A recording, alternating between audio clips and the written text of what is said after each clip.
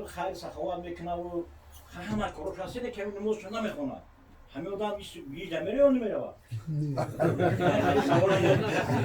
خیر سخاوت میکنه که نمازش نمیخونه درش نمیگذره. چند سامر بوده چند آدم نماز فرض خدا است، بزرگترین عبادت است. ما فهمیدیم انبی مثلا که درباره نماز توسعه را که بگیم گپ تمام نمیشه.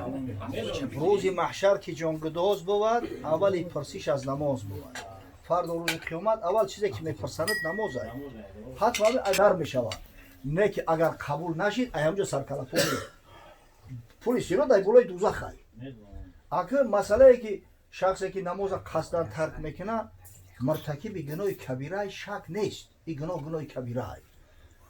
این که مجازات میشود شک نیست. اما یک چی مسلم است.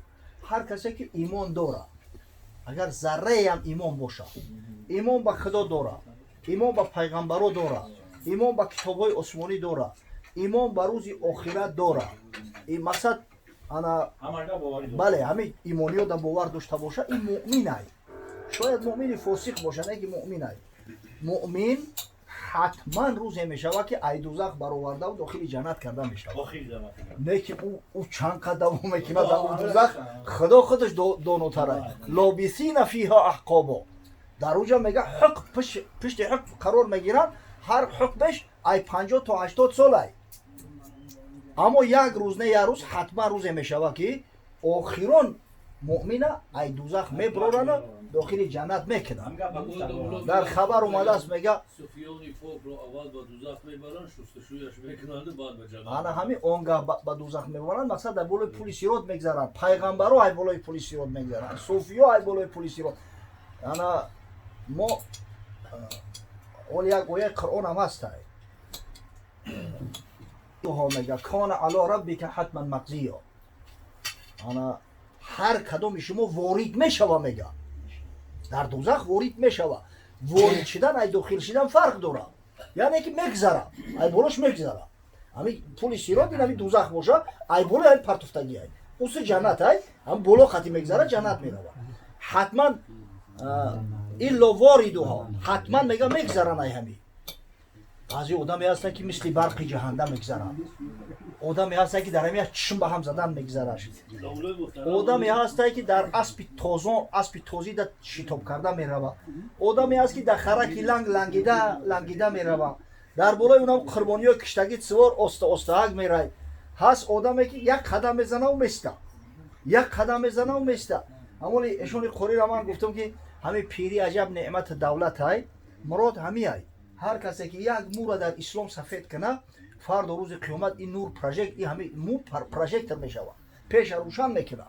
هستن مسلمانایی که ممکن 1 کیلومتر پیش روشن شود. او بالای پل صراط ظلمت های پیش پات نمیبینی. هست آدمی که چند یک فناریک های نورش. هستن مؤمنایی که میگه همون فناریک در همین نوکا که چریک شهران که همون کیتایس که وری ملمت میکنه بعضا گریان میشه با میمورد است. همه که گریان شد یک قدمک میزنه که مرد با میگه همونجاش قرار میکنه. آتش جهنم حتی پهلوهاشون هم میسوزونن میگه داد و فیقان کده میگذرن. دوله محترم شیخ کیرا میگه صوفی شیخ کیرا میگن صوفی بعد تقسیم میراد یعنی کوتاه ماشاءالله کی هو شیخان کی هو صوفی بعد همین تقسیم شما میگه. اصلا شیخ به معنای رئیس رهبر میشه. این فرض کردیم سردارای قبیله عرب شیوخ بودن. شیخ العرب یعنی که هم سرور های رهبر های. بعدا آیسته همین نام شیخ در علما گذشت. علمای دین در شیخ که اینا مثلا وقتی که در سیاست شیخین بگن غرض ابوبکر و عمر رضی الله تعالی عنهما. وقتی که در فقه حنفی در فقه ما شیخین که بگن مقصد امام اعظم ابو حنیفه و امام ابو یوسف القاضی است رحمت الله علیه. اگر به شرطی که در علم حدیث شیخین بگن غرض بخاری و مسلم های که صاحب صحیحین هستند کو. یعنی شیخ به معنای رهبر رئیس سردار طایفه و انتری می آید. بعدا آیسته همین شیخ عادتا همین اهل علم اهل دین گفتن. در عرب مثال مسافد باشه اگر میگن شیخ ابیض الشعر یعنی که ریش سفید. شیخی ریش سفید مسافد پروستاتک شیخ نمیشود.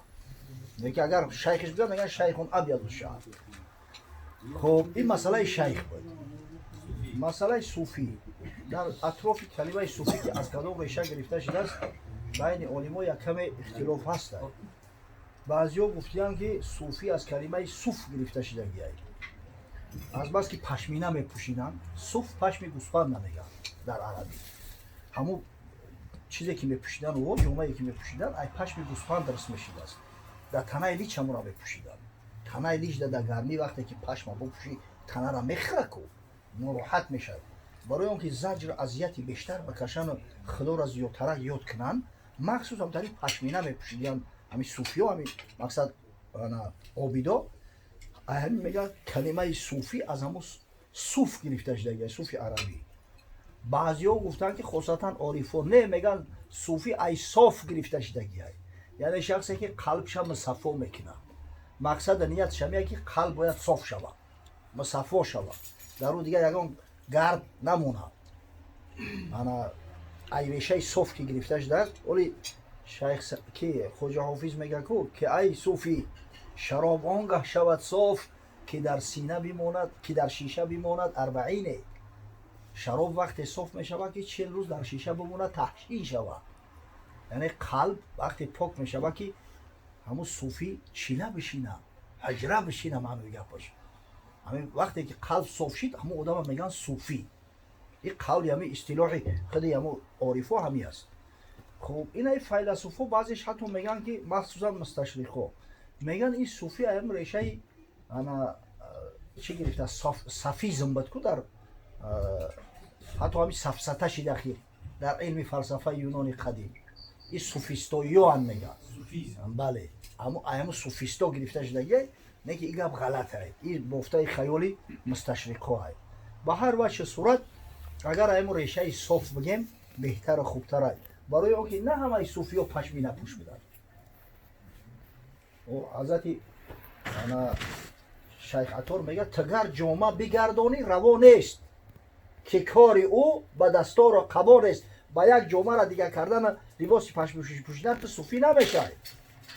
تگر جامه بگردانی روا نیست که کار او به دستار قبا نیست. ولیکن گر توانی همچه مردان زی جامه در گذر دل را بگردان. اگر مرده که انا ای دل پاکیزه که انا بعد صوفی میشه. انا تقصیر اصلا از ریشه همین قصر گرفته شده. قصر یا قصر و تقصیرن به معنی کمبودی، کمی، ناقصی. پیش میگفتن که من مقصرم، یعنی من پیش پرتکی کرده استم میبخشی، من کمبودی کرده استم.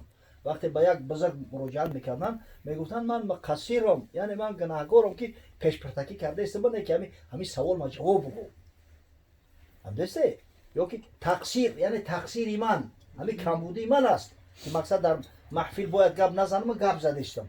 اویسته او مقصر تقصیری من اوش رفت یاسه و همین کلمه تقصیر خولیمون خیال میکنیم تقصیر جناب میشوه.